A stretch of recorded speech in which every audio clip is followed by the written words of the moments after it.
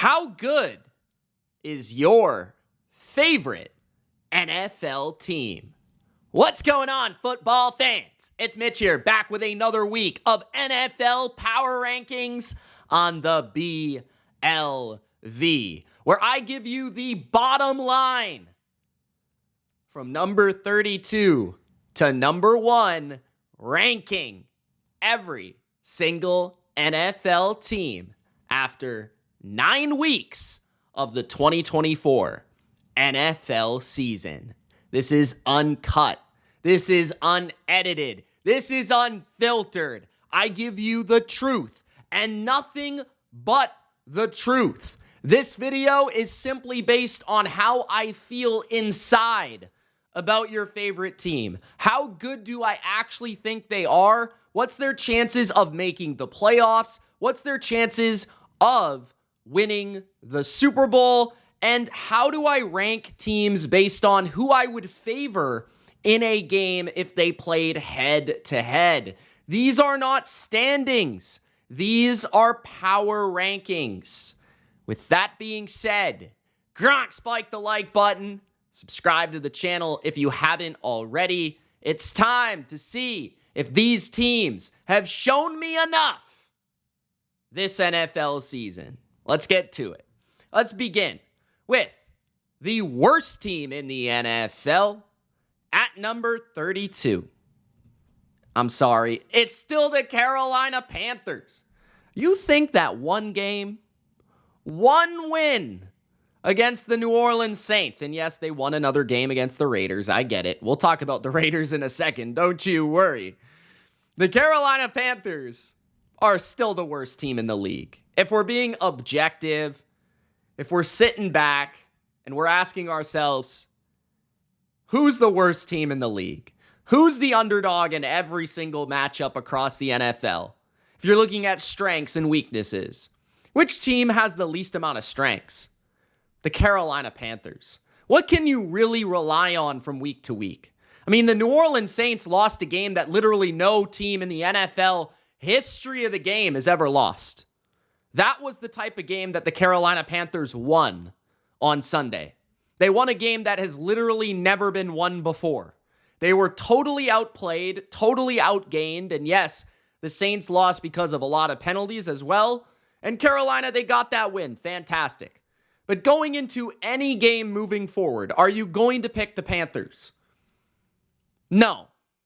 Are they good at quarterback? Bryce Young looked a little bit better. He's actually, the last couple of weeks, playing better than Caleb Williams, and Panthers fans will take that. But quarterback is not good. Wide receiver. They just traded Jonathan Mingo, an interesting trade. It doesn't really affect them that much. Adam Thielen should be back. I expect him to play the rest of the season, I would expect. I don't know if he's just going to hang it up, but I would expect Adam Thielen to improve their wide receiver position. Xavier Legette, we'll see what he brings for the rest of the season. Coker's kind of made an interesting impression. Maybe we're going to see Jonathan Brooks arrive on the scene, but I've already loved what I've seen from Hubbard all season long. And maybe Dave Canales is starting to build a little bit of his culture in Carolina for future seasons. It's not about this year. It's about the future. They still need to build a much more talented team on both sides of the football. They need to find a new quarterback because Bryce Young is not it. Don't hang on after one win. He's not it. He's too small. He doesn't have enough talent. Defensively, they need a pass rush. They need corners. They need a lot, okay? But they got to win, so that's nice, right? That's the same amount of wins they had all of last year. So maybe they pick up one more, and you got a better record than last year. There's things to look forward to here. It's possible that the Panthers, actually, they probably would want the first overall pick, but it's possible you get it without being as bad as last year and with hope entering next year. So the Panthers could be on the right road. I'm trying to be positive here after they won a game against the Saints. They still suck, though. At number 31, the Las Vegas Raiders. And Panthers fans are probably saying, Mitch, we beat the Raiders. They should be number 32. Okay, but the Raiders beat the Ravens. I think if the Panthers and the Ravens played literally 100 times, I think the Ravens would win 100 times. So I don't think we could just say that because the Panthers beat the Raiders, that they're better than the Raiders. I mean, to be honest. And the Raiders have looked atrocious. Their last 5 games, they've lost every single one. And really, I don't see a win in the foreseeable future. This team is dreadful. The coaching staff is dreadful. They fired 3 coaches on their staff, and they hired old man Norv Turner. They have enough old men on this staff. I mean, you got Marv Lewis in there as assistant head coach. You got Rob Ryan as assistant defensive coordinator or assistant or whatever. The O-line, not great. The running game, historically bad. Brock Bowers is good. Jacoby Myers is good. But the quarterback position is in absolute shambles. They played Desmond Ridder on Sunday, guys. Desmond Ridder. Antonio Pierce is probably the worst coach in the league. He is completely lost. He is nothing but a hype man with a fancy Raider jacket. And just because he was from Compton doesn't mean he knows anything about the Raiders. I'm sorry. I had to say it. Just because you're from Compton, bro, doesn't mean you know anything about the Raiders. The greatness of the Raiders.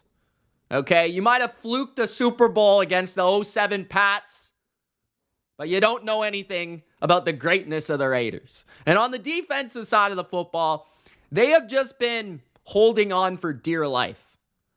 Ever since Christian Wilkins went down, this defense has been completely lost. And they have regressed in every way, shape, and form this season. They didn't really seem to have the talent last year. It was put together by brilliant coaching and just unbelievable effort by Max Crosby and others. But they were shredded by the Bengals on Sunday. They're not even tough. They're not even physical. They're not smart on offense or defense. There's really nothing the Raiders do well. Like when you compare the Raiders and the Panthers, what do the Raiders really do well? Maybe they just have better players, but there's nothing objectively that the Raiders have about their team right now that's actually above average, which is depressing. This team is really bad, probably far worse than I would have ever expected because the coaching is so bad, especially on offense and Antonio Pierce. At number 30, I have the New Orleans Saints. The Saints lost to the Carolina Panthers. May I continue, or shall I just stop right there? Do I need to explain why they're at number 30? Kevin Durkant wanted me to put them at number 32 for the memes, but I refuse because at least the Saints have Derek Carr, a professional NFL quarterback. I'm not sure Bryce Young or Desmond Ridder are really professional quarterbacks, to be honest. The Saints now have absolutely zero weapons outside of Alvin Kamara. Rashid Shaheed, done. Chris Olave in the hospital thanks to Derek Carr. His brother hates Derek Carr. The O-line still in shambles. The coach finally fired. Saints fans love Bryce Young for beating the Saints because it got Dennis Allen fired. Finally. The defense was atrocious all year under Dennis Allen. It's still atrocious. They traded Marshawn Lattimore. That certainly doesn't help their team for the short term. This team's really bad. I never would have expected this defense to be this bad. With players like Demario Davis and Cam Jordan and Paulson Adebo and previously Marshawn Lattimore, Tyrann Mathieu. And I know a lot of these guys are old, but still, this has been such a good unit for a number of years now that seeing the regression, seeing the fall off, it's really tough, especially after the first 2 weeks. They were 2-0. They were dominant. They were a top 10 team in a lot of power rankings. And now they're number 30. And number 30 is being nice. They stink. They're really friggin' bad. Their best hope on offense is Taysom Hill. At number 29, my New England Patriots. It's kind of sad that the Patriots are number 29 in the NFL, and it's not even that crazy to say at all. Like, I think a majority of power rankings should have the Patriots in the 29th, 30th spot, like minimum, because at least they have a quarterback. Like they've got Drake May, who's really good. Like if you just watch the box scores of Drake May, you might be a little bit misunderstood on how good this kid is. But if you actually sat back and watched Drake May play, the kid's a baller, bro. Like he's already a top quarterback. He's already a top half quarterback in my opinion. He's got the arm. He's got the brains. He's got the composure, the leadership. He's got it all. The legs. This kid, Drake May, has the second most rushing yards in NFL history for a rookie in his first 4 starts, and he only played 1 quarter in one of the games. The only guy that has more rushing yards than Drake May in his first 4 starts is RG3. He's a sick, sweet, smooth athlete. He can throw off platform with ease, and he can make plays like he did to tie the game to go to overtime against the number 1 defense in yards allowed in the NFL. The Titans were pressuring him all day. And yeah, he made his mistakes. You're going to make your mistakes when you're the passing game, you're the running game, and when you have absolutely no help around you. So the Patriots need to get help for Drake May. But right now, as it's currently constituted, I like the Patriots as an underdog in almost every game. Because Drake May is going to ball out. Drake May is going to put them in a position to make it interesting. Because he's that good. The defense is terrible. Awful, no good, can't stop the run. They're not physical at all. Gerard Mayo is an absolute clown. If there's a worse coach than Antonio Pierce, it's Gerard Mayo. I've never seen a coach be less active on a sideline. I really don't know what he does. At least Antonio Pierce writes into his diary on the sidelines. Gerard Mayo doesn't even speak into the microphone. I've never seen him one time talk into the headset. And the defense, terrible. We couldn't stop Mason Rudolph for running for first downs or Tony Pollard running all the way down our throat in overtime with 10 guys in the box. So this entire team is Drake May, Demario Douglas, Hunter Henry, Ramondre Stevenson, Christian Gonzalez, and like a couple other guys. Pretty sad. We got like 6 guys. But still, that's good enough to be the 29th ranked team in the NFL. At number 28, the Tennessee Titans, who beat the Patriots and could have lost to the Patriots. But I did feel they were the better team. I think the Titans defense, they didn't trade anybody this trade deadline. Kind of surprising. Arden Key, Sebastian Joseph Day, even Jeff Simmons, rumored to be traded at the deadline. None of them traded. So that's good news for Titans fans to remain competitive this year. Ernest Jones was traded a week ago, but the Titans' defense is still really, really solid. Very good against the run. Very formidable front seven. Jeff Simmons is one of the best players in the NFL. He's a baller. Give credit to Arden Key for the strip sack on Drake May. Offensively, I think since Mason Rudolph's been in there, they've figured out a formula. They've been running the ball well. I think they've been protecting a little bit better. They did against New England. Calvin Ridley has been getting the ball more, making more plays. And they've actually been putting up 400 yards on the Lions and the Patriots. So they're actually, I think, a little bit underrated right now, the Tennessee Titans. At number 27, the Dallas Cowboys.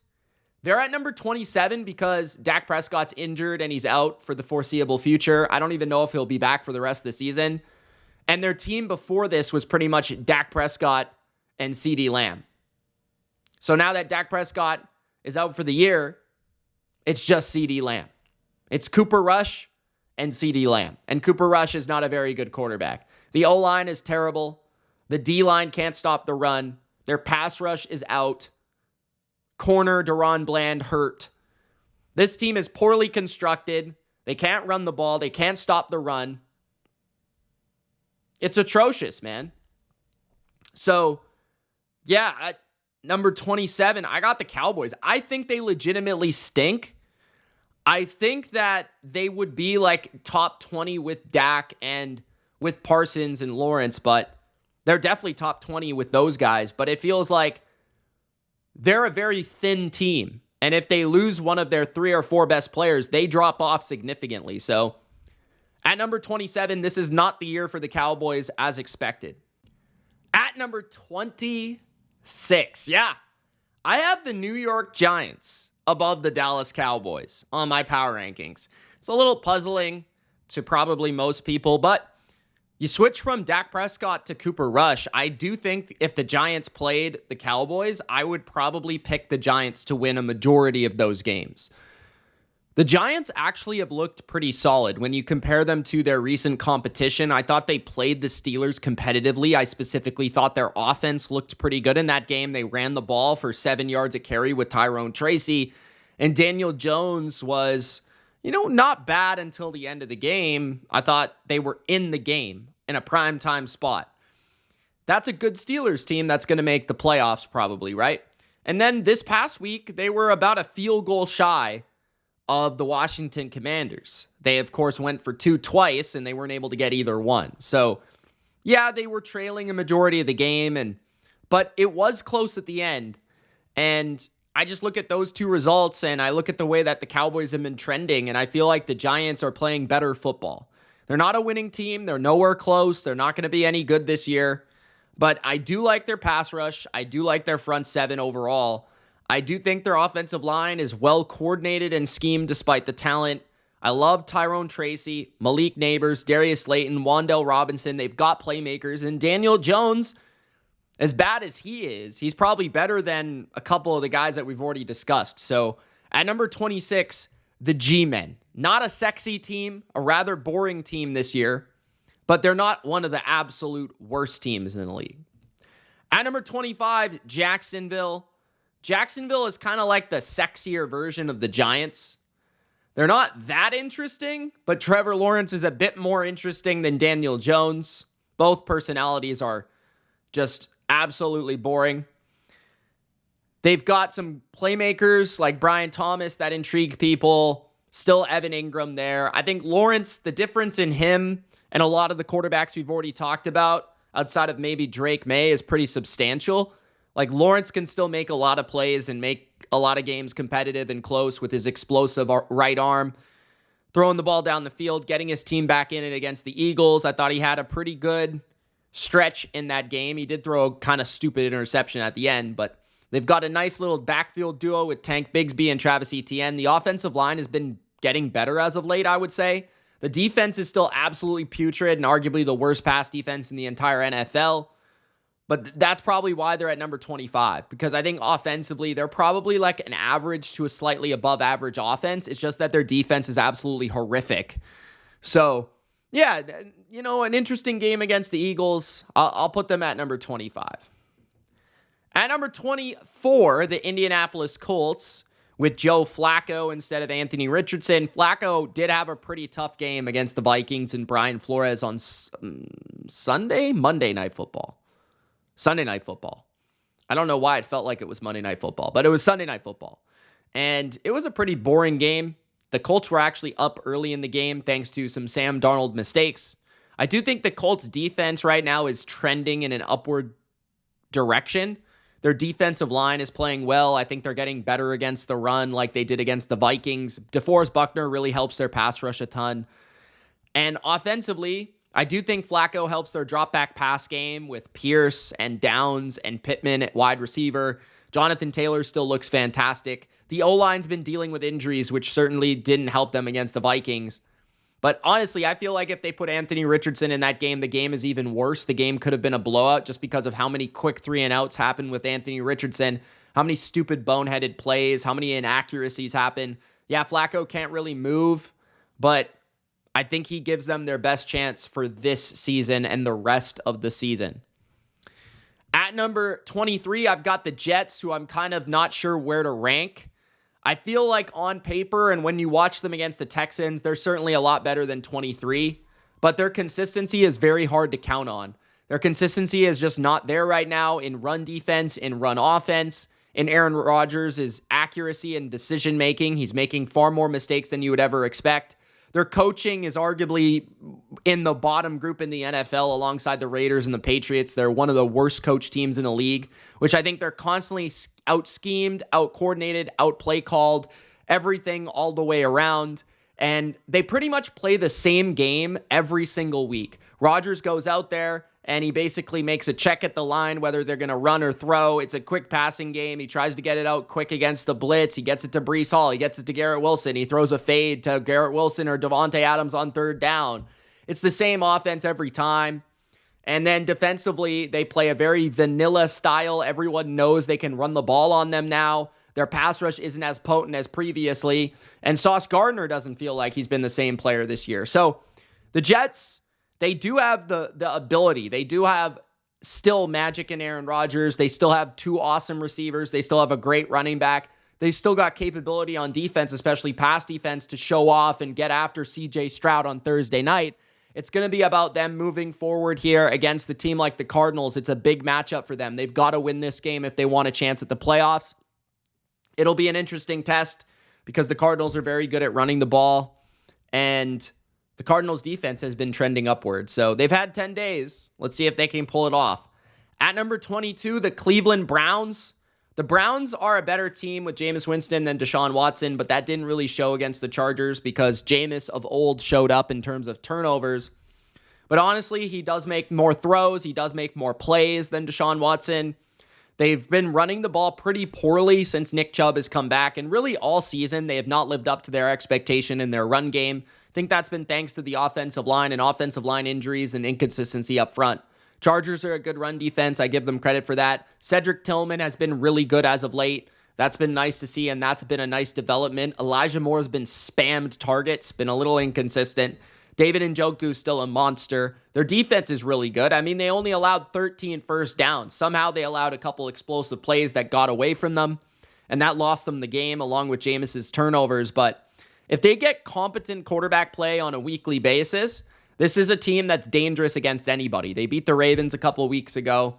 If Jameis just plays a pretty good game for Jameis Winston, then the Browns have a chance against most teams because their defense is really competent. They still got a talented coaching staff and a talented roster. At number 21, the Chicago Bears. This is a defensive football team that didn't play good defense against the Cardinals, and therefore they got absolutely hammered. They didn't stop the run. They had a couple injuries up front, but it feels like the Bears have been derailed by that Hail Mary touchdown that lost them the game against the Commanders when they really should have won that game, and that might have flipped the season. That might have catapulted them to a playoff spot, to being in the division race in the NFC North. But the fact of the matter is right now that their offense is putrid. It's dreadful to watch. Caleb Williams is awful. DJ Moore is walking off the field in the middle of a play. Keenan Allen looks fat, slow, and just not the normal Keenan Allen of old. Rome Odunze finally had a great game. Woo, yippee, we're going fantastic. The O-line can't block a soul, and Caleb is just lost out there. His inaccuracy downfield is certainly a problem. His ability to read the field is a problem. The Cardinals took advantage of a bad offensive line and Caleb's deficiencies at holding on to the ball and getting him to the ground. Defensively, I think they'll be better moving forward because I think they'll be healthier, but that run defense is certainly a liability. We'll see if they bounce back against the Patriots. It's a game that I wouldn't be shocked if the Patriots hung in there just because right now, I mean, would Bears fans rather have Drake May or Caleb Williams or Jaden Daniels, and what order would that go? At number 20, we already talked about the Giants. That was totally out of order there, Mitch. Don't know what you're doing. All right, next up, we've got at number 20, the Seattle Seahawks. That sounds about right to me. The Seahawks are at number 20, and the reason for that is I think I figured this team out. I think I have for the past couple of weeks. It's one of those teams that I feel pretty confident in betting against when I bet against them and betting on when I bet on them. I have a very good feel for the Seahawks. They're a talented offense at the skill positions that is very explosive, but it's feast or famine, 100%. If you give up explosive plays and you can't rush the passer, you are going to get scored on by the Seattle Seahawks. If you can rush the quarterback and collapse the pocket and get consistent rush on Geno Smith, and you can keep a cap on explosive plays, you will beat the Seahawks. It's really that simple. Defensively, I thought they improved against the run against Kyron Williams. That was a big point of emphasis for them. Their secondary is a bit hit and miss overall. And Mike McDonald's defense, I expect it to continue to trend up as they continue to put some of these defensive linemen into the system and get them going, and their run defense gets better and their pass rush gets better and all that sort of stuff. The offensive line is my main concern. Way too many pressures, way too many sacks on Geno Smith, way too many negative runs for Kenneth Walker. They can't control the game because their offensive line is so bad.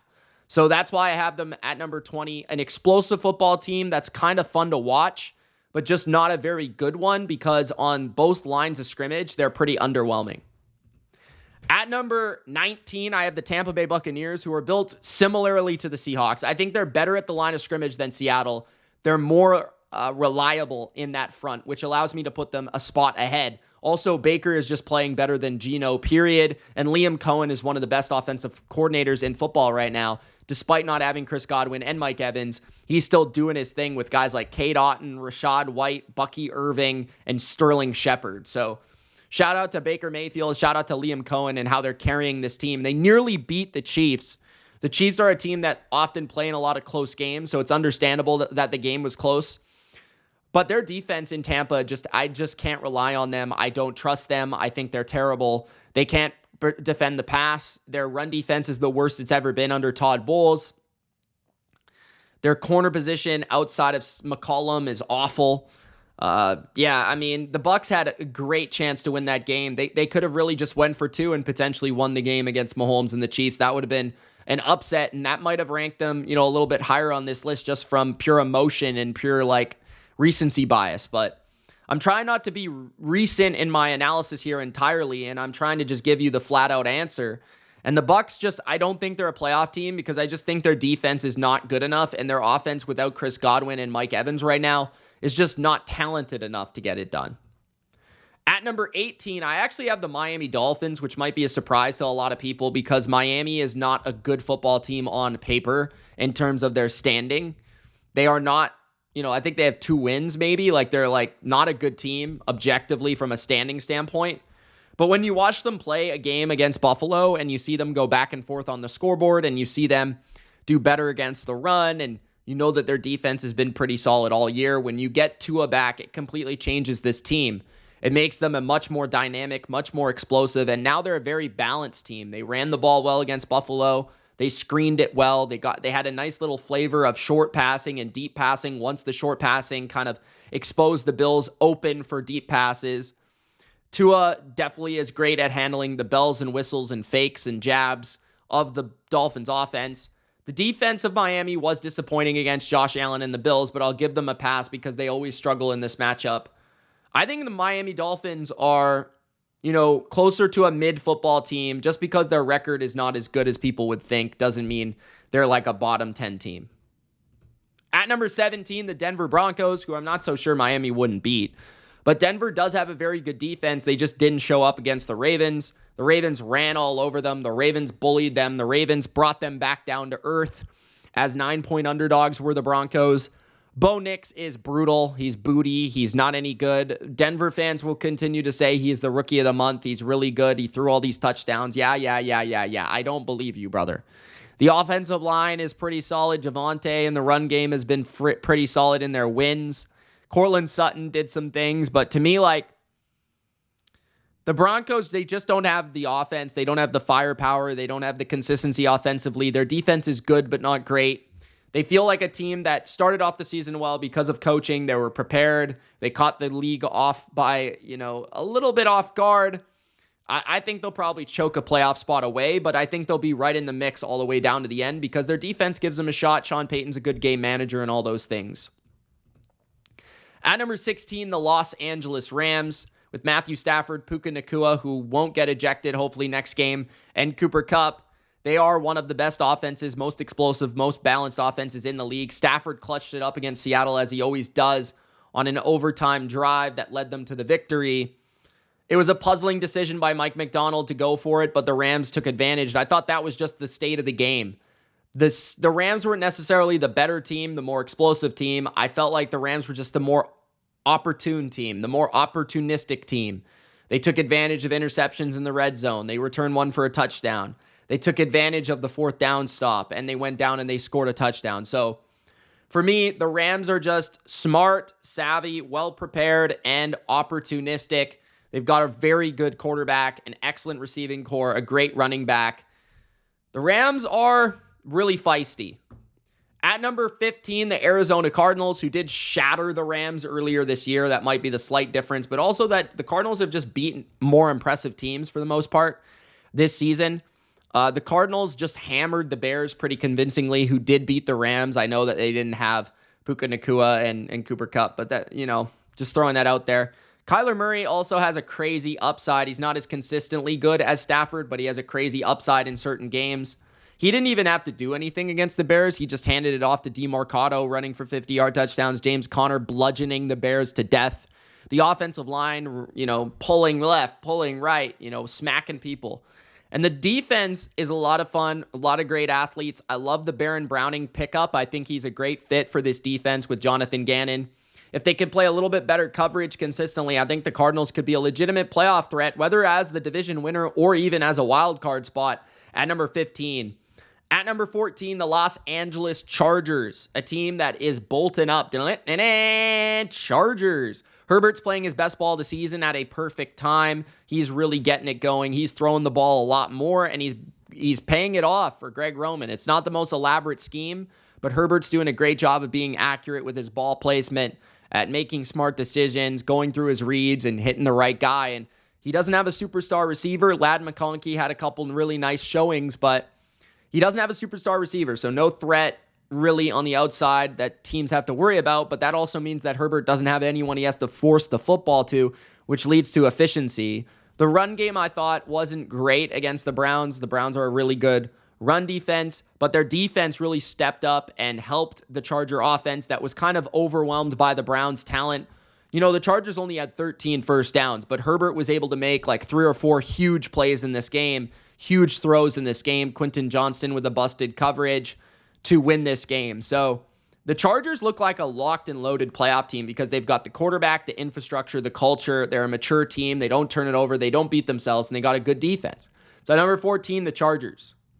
At number 13, the Atlanta Falcons. It might seem low for some Falcons fans and all that, but I just don't believe in their defense. They didn't trade for a defender or a pass rusher at the trade deadline. Highly disappointing. I thought they would go after Ojulari, Harold Landry, somebody.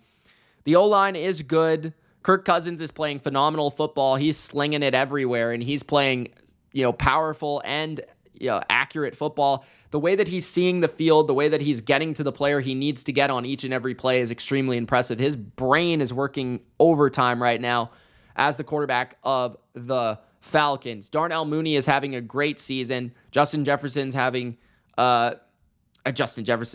Drake London. I guess he's the new Justin Jefferson, Mitch. The defense, they're opportunistic. They're complementary to what the Falcons do, but they can't finish with a pass rush. It's a little bit concerning. When you look at their opponents, they play Dallas, flawed football team, Bucks, flawed football team, right? They're playing flawed football teams who they're proving they're better than, they're more balanced than, they're just overall more productive than. But I want to see them play a different class of team. I felt like we haven't really seen that in a minute. So they play the Saints. They should be able to beat the Saints, but that will be a little bit of a trap game. So they got to keep their eyes open for that one. At number 12, I've actually got the Bengals. I know the Falcons got a better record than the Bengals, but let's compare the two teams. I feel like they're fairly similar. I just think that Burrow is better than Cousins. I think the weapons on the Bengals are slightly better than the Falcons, despite the injuries right now. I think the O-line for the Bengals and Falcons are probably a bit better in the run game, but overall, it's not too crazy. Orlando Brown's been playing great. He should be back on Thursday night. It's a huge game on Thursday night for the Bengals. They play the Ravens. The Bengals, I think, defensively, they've been odd. They played well against the Raiders for the most part. When they're able to stop the run, they play better defense. That's pretty basic to say, but that's kind of been the case for me. Their pass rush, somebody other than Trey Hendrickson, who had 4 sacks against the Raiders, needs to do something. Their secondary, perhaps they're picking it up a little bit better. But the way Joe Burrow is playing, if he has his weapons and he has his players out there, it's really hard to beat him in any game. All right? So at number 12, I got the Bengals. At number 11, the Houston Texans. The Texans are at number 11. I moved them down significantly due to the offensive line play, their performance on Thursday night, CJ Stroud and how he's trending down, and Nico Collins returns. That's really going to help them significantly, but they could very well lose to the Lions again. The Lions are the better team. The Lions are the more productive team, and they appear to be a team that's going to give the Texans issues if they can get a pass rush on Stroud, but this game's also kind of funky. I could see the Texans winning. It's one of those games, but they've got a great pass rush. Their defense has been performing well all year. Their linebackers should get healthier, which will help, but Nico Collins, CJ Stroud, can they protect CJ Stroud? No more Stephon Diggs. They've got Tank Dell and Nico, though, and Mixon playing really well. Can they just protect the passer? If they can do that, this can be a team that can be a threat in the AFC, but I'm not sure they're going to be able to do that for the rest of the year. They can run it in spades, but it's not consistent. This team is just inconsistent, still feel a little bit like they can't figure out a formula offensively to be as dominant as they should be. Entering the top 10, the Pittsburgh Steelers, who are just more consistent than the Texans. I don't think they have as much potential. I don't think their quarterback is as good. I don't even really know if their defense is all that much better than the Texans. I think it's fairly close. I just think the Steelers are a better coached football team. They know who they are. They know what their identity is. They don't give up easy sacks. They don't give up easy turnovers. The Texans are making too many mistakes playing immature football, and they're not playing to their peak ability. The Steelers feel like their offense is getting close to peak ability right now. Russell Wilson is playing really well. George Pickens is playing really well. The O-line, the way they're running the ball with Najee, Jalen Warren's back and healthy. They've had a bye week. Their defense is going to be nasty. They added Preston Smith to the front seven. It's very exciting. Their defense has the capacity to be the best in football. It's just been a tad inconsistent against the run. I wouldn't have expected that. But the Steelers have not played an overly difficult schedule. I'm really intrigued by their second half schedule because they play a lot of good football teams. That's really going to truly decide whether this is just another Steelers team that Mike Tomlin has at above 500 because he's Mike Tomlin and he's a wizard, or if this team is actually truly a different Steelers team that's willing to take that next step and has the ability to take that next step with Russell Wilson, who's maybe the magic of it all. Dangerous. At number 9, I've got the Minnesota Vikings. I nearly put at number 8, but I just decided that Sam Darnold, there's just a bit of inconsistency there. 3 turnovers against the Colts on Sunday Night Football, including a fumble for a touchdown. That's not good enough. The O-line, I think, is definitely worse without Christian Darrisaw, despite the Cam Robinson ad. I love Justin Jefferson, amazing player. Tyler Hawkinson. TJ Hawkinson is back. Jordan Addison is sometimes there if his brain is switched on. And Aaron Jones is there. The offense is explosive. They've got playmakers everywhere, but the inconsistencies of the quarterback and the O-line, and now with teams and defenses figuring out what Darnold does well, what Darnold doesn't do well, how we can force him to have a bad game, how we can force him to make mistakes, things are starting to leak on the film. That is concerning to me, and regression is coming from this offense, it seems right now. The defense, I thought, really bounced back against the Colts and had a great performance and dominated Joe Flacco, which I wouldn't say is necessarily easy to do. They are also, needing to stop the run a little bit better, and they did that against the Colts a little bit better than usual. The Vikings are very well coached. Flores is awesome. O'Connell is awesome. Their defense is very fun, and when they play at their best, they can be dominant, and they can force turnovers and get sacks. But the defense has been regressing. Sam Darnold and the offensive line have been regressing, which is why I have them at number 9. Number 8, the Packers, who I almost, talked about and maybe flipped with the Vikings just because the Vikings beat the Packers and the Packers don't look very good. And I feel like Darnold, and this might be a bold take, but I feel like Darnold and Love are a lot closer this season, especially than a lot of people want to say. Like, a lot of people will just automatically assume Jordan Love's a better player because he got paid a huge contract and because he had a great season last year at the end. But when you look at how both players are playing, they're both turnover prone, but they're both explosive passers. I actually think Darnold has probably played more consistently accurate and more consistent football from the pocket. But Love has just got this next level where he's able to tick it on and they can just go on a run and they can heat opponents up and he can go throw for with any quarterback in the league. That's very possible. The O-line of the Packers, I think, is better than the Vikings. I think their run games are both good, but I think the Packers are better. I think the Vikings have those better receivers and the better, passing game probably under O'Connell with Jefferson, Addison, Hawkinson for the future. I do think the Vikings defense is a bit better, but the Packers maybe are a bit more sturdy. Like, the Vikings feel like they're up, down on defense. Like, if they have the ability to confuse you and stop the run and get you into awkward third downs, they could be a dominant defense in Minnesota. But for the Packers, they need to stop the run a bit better. And, they play a pretty simple style, but it seems to be working for them for a majority of the year. So at number 8, what else can I really say about this Packer team? I feel like their receivers, I really like their receivers, but Wicks has been kind of disappointing. A lot of targets, not a lot of catches. Romeo Doubs had put on a cape last week in terms of a disappearing cape, not a superhero cape. And then defensively, just a little underwhelming, but it was in the rain and stuff. It was a really weird, mucky game. I almost feel like they're a better dome team. At number 7, I moved them up. The Washington Commanders. And it's not really about their win against the Giants. I didn't really feel like that was all that impressive. I felt like they had control. They were never really going to lose the game. Like I talked about with the G-Men.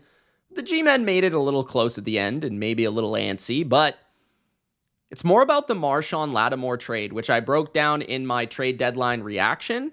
And I really do want to say that the Commanders, that's a huge move for them. That makes them legit on defense, I think. I think their defense has been trending towards average as of late. Not bad like it was at the beginning of the year and last year. And Dan Quinn's done a great job with the new pieces like Jeremy Chin playing his behind off, like Frankie Louvu, like some of these guys, man. And Newton, the rookie, standing out. But Lattimore changes the math for their defense. It changes the capacity for their secondary, for their coverages. It opens up their blitzing a little bit more because you've got a man-to-man lockdown corner.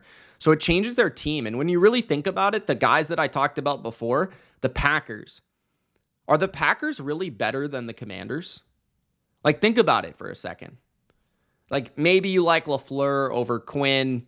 Maybe you like their O-line over the Commander O-line. Maybe they're just a more proven entity. But Daniels is playing better than Love right now. I know Love could play better than Daniels at any moment because that's the way he is. I know the Packers got more depth at receiver. But the way the Commanders are running the ball, the way the Commanders are protecting Daniels, the way that Daniels is not making mistakes, the way their defense is playing, they're every bit as good right now as the Packers. So for me, in this current state, I think the team that's the fraud, it feels like, is the Packers, not the Commanders. And I actually think the Commanders probably lose to the Steelers just because it's a tough matchup for a rookie quarterback. But if they win that game, that will be even more impressive. So I'm kind of trending towards the Commanders are a pretty legitimate NFC team with this recent move they've made for Lattimore and the way their defense is playing. I just think I'm buying into it despite injury to one of their better players. So I have them kind of interchangeably between number 7 and number 9. At number 6, I've got the San Francisco 49ers, and I know there's going to be a lot of people that hate on this, as every week I put the Niners in the top 10, and people are like, they're 4-4, they're not that good, or whatever. But, when you look at a lot of the metrics across the board, they're top 10 in offense, they're top 10 in defense once again, and quietly so, because I think you look at their record and it's like, they're 4-4. Who would they really be? It's not that impressive. But then you kind of think, well, they could easily be 6-2, if not for blowing 2 games at the end that really shouldn't have been losses. So if their record was just slightly different, how would people actually view the Niners? That's my question. Would we really view them any differently if they were 6-2? I'm just saying, okay? I also would say that they have one of the best coaches in the league. Brock Purdy is a good quarterback. Their O-line is better than last year. Christian Mother effing McCaffrey returns this week. He's the best football player on planet Earth. George Kittle's the best tight end in the league. Deebo Samuel is a dog. I like Ricky Pearsall and Jawan Jennings. And I think they're going to have a top 5 offense for the rest of the season with Christian McCaffrey. Defensively, they added Khalil Davis on the deadline. That should help against the run. But I think their defense, if they get Dre Greenlaw back, that might solve one of their biggest holes, which has been middle of the field coverage. Devondre Campbell's kind of been struggling a bit in that regard. But some of their younger players like Green has been a stud at corner. Mustafa's been a stud at safety. The draft that they had this year with Dominic Pooney, with Ricky Pearsall, with Mustafa, with Green has really helped this team.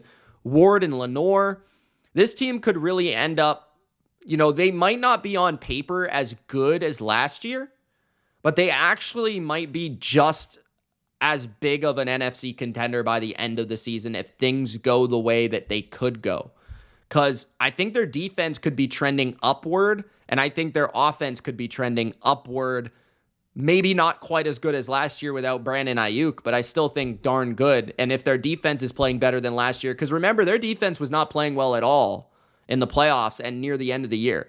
So I actually think people misconstrue the Niners from last season because they look at the Niners' dominance at parts of the season, specifically the beginning, but they were actually trending down on defense. So that would just be my argument. They do play a tough schedule. We'll see how they get through it. They play Tampa. They should pick up that win. They play Seattle. They should pick up that win. But after that, they've got a really tough stretch that I think is going to determine not only how good they are, but also their season and whether or not they make it. They play teams that will test them, like the Packers, the Bills. They play the Lions a little bit later. So we'll see how they trend. But if they win 2 of those 3 games, I mean, we're going to have to talk about the Niners again in this legitimate NFC contender conversation. And right now, I have them right on the edge of NFC Championship again. So I'm still buying the Niners. I know that people say I'm biased or whatever, but I have no reason not to buy the Niners, to be honest, based on their recent track record. At number 5, the Philadelphia Eagles. I have them currently in an NFC Championship spot. The Eagles' defense is the reason. I think their defense has been playing really, really well. Their offense actually put them in some really bad predicaments last week, and they came through at the end of the game with an interception on Trevor Lawrence. Their pass rush has still not quite been peak to the 2022 level, but their secondary has been very improved. Cooper DeJean is a baller. Who would have thought? Not BLV. Of course we did. Who would have thought that Quinyon Mitchell was the best corner in the draft? We all did, right? I hope. Darius Slay can still play to a certain degree. I love how Zach Bond is playing, and I think Nakobe Dean has helped. And I think their linebackers are the best linebackers they've had since TJ Edwards left. And Jalen Carter's a stud, and I think Vic Fangio is doing a great job. Jalen Hurts is playing better. He's not turning it over. Saquon is a revelation for this team and for the NFL. I mean, I feel like we've been missing out on Saquon for like 4 or 5 years because he's been on such a shit team. And honestly, like, I wish he was on a good team from the beginning. You wonder how great his legacy would already be. But it feels like this is a guy, and I said this a couple of years ago.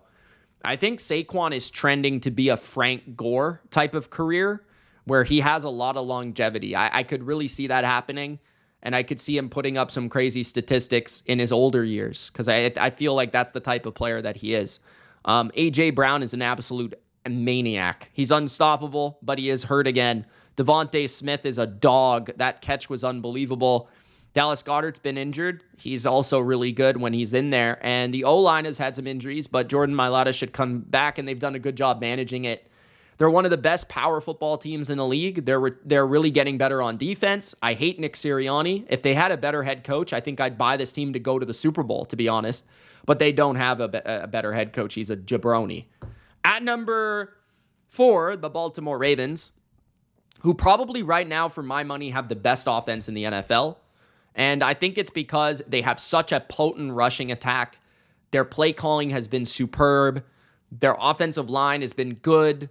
And they run you into a predicament where you have to sell out to stop Derrick Henry and Lamar running the ball to a degree where they just gash you on play action. They gash you on explosive passes.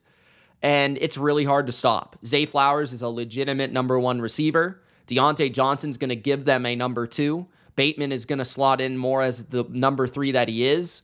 Andrews is looking better and better with every game. And Isaiah Likely is a baller.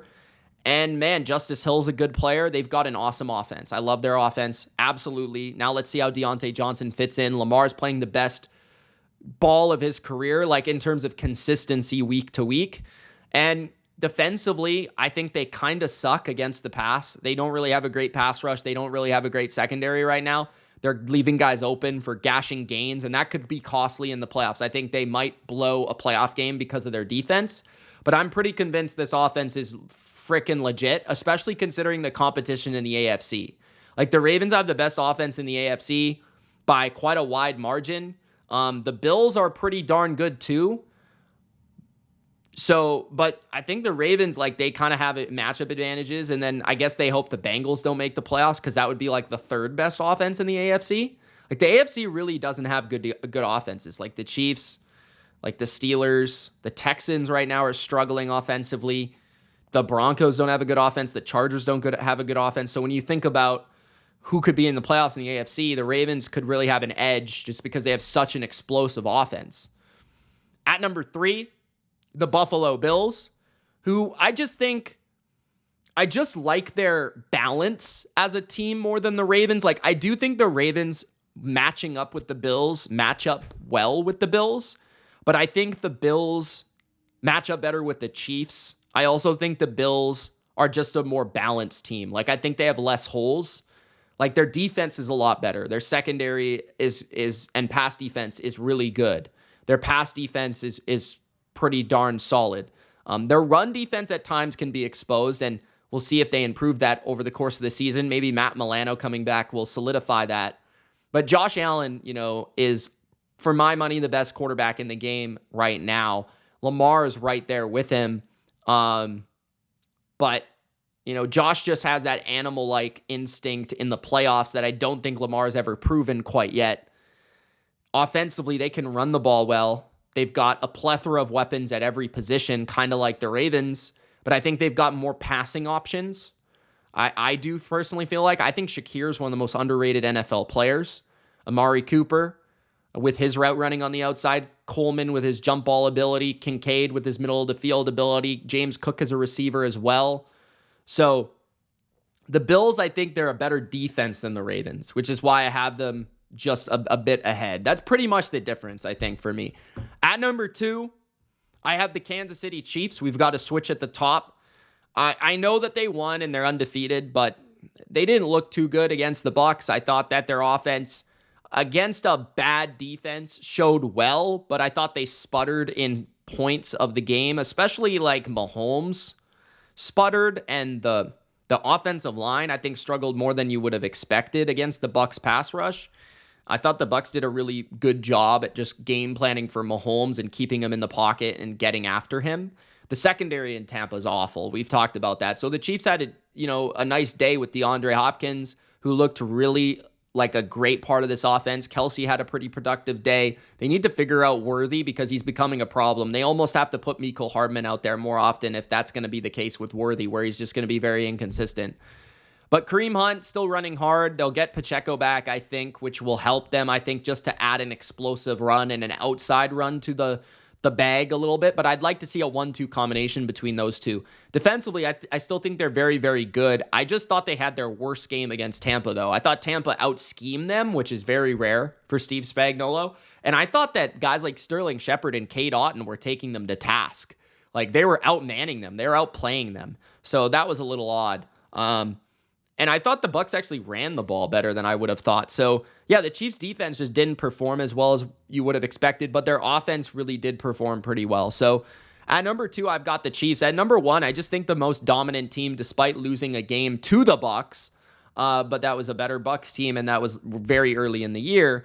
The Lions have been just more impressive. They've played more comp at this point, it feels like lately, than the Chiefs. And the Chiefs seem like a team that's kind of growing a little stale, in my opinion, while the Lions kind of feel like a team that they're doing it without players. Aiden Hutchinson, Jamison Williams, things like that. Brian Branch getting ejected. They're doing it in different ways: defense, offense, run game, pass game, no completions. In terms of you play the Titans, no yards through the passing game. You just run the ball, play defense, play special teams. And then no incompletions against really like your last 4 opponents. Dominant situational football on 4th down in the red zone. 2-minute situations. Jared Goff is playing like a top 5 or 6 quarterback right now. The O-line is by far the best in the league, and that's such a huge advantage. Their running games are dynamic, running backs, but their running game is dynamic. Amon-Ra is still playing good, but it doesn't feel like he has to totally dominate. And the defense, I think, they're feisty. I don't think they're great. I just think they're opportunistic. Their safeties are really fun. Carlton Davis is playing great. I don't think more people need to give him his flowers. Their linebackers, we always know, are pretty solid, but McNeil's playing phenomenal. Zadarius Smith was a great trade for them that I think will really help replace Hutchinson. Not be the same level, but help.